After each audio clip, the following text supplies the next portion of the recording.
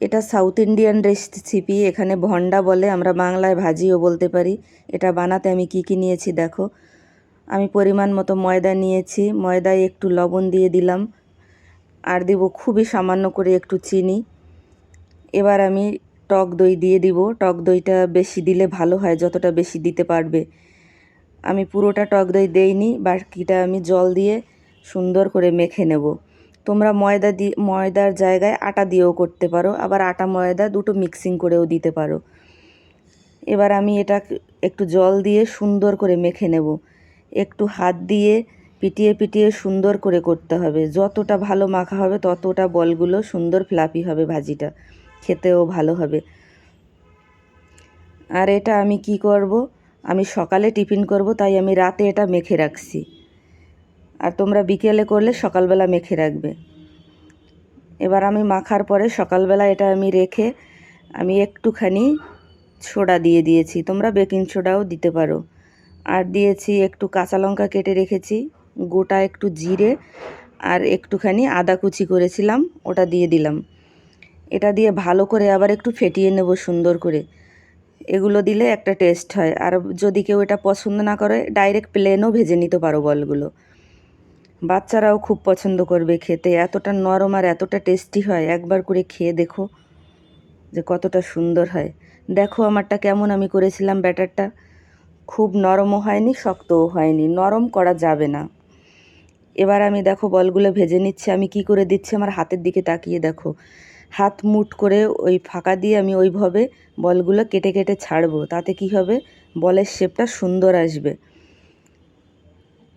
এমনি দিলে অতটা ভালো হবে না। আমি যেভাবে দিলাম ওভাবেই করে সবগুলো বল এক এক করে দিয়ে যখন এক পিঠ ভাজা হবে উল্টে পাল্টে ভালো করে একটু লাল লাল হওয়া পর্যন্ত ভেজে নেবে।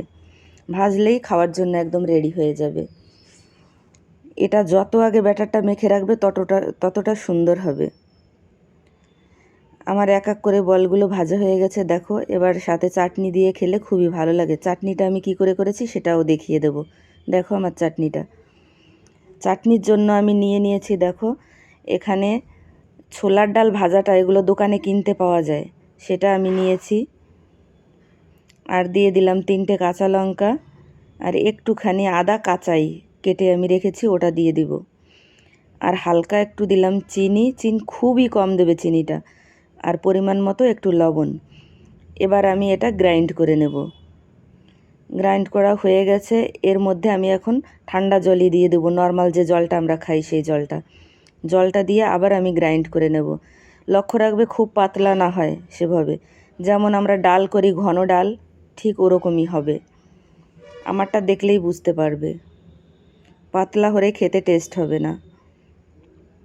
ঠিক এভাবে আমি করে নিয়েছি। এবার এতে আমি একটু ফোড়ন দিব, তাতে সেন্টটাও ভালো আসবে, খেতেও ভালো লাগবে। অল্প পরিমাণ তেল দিয়ে আমি একটা লঙ্কা 3 টুকরো করে কেটে রেখেছিলাম সেটা দিয়ে দিলাম।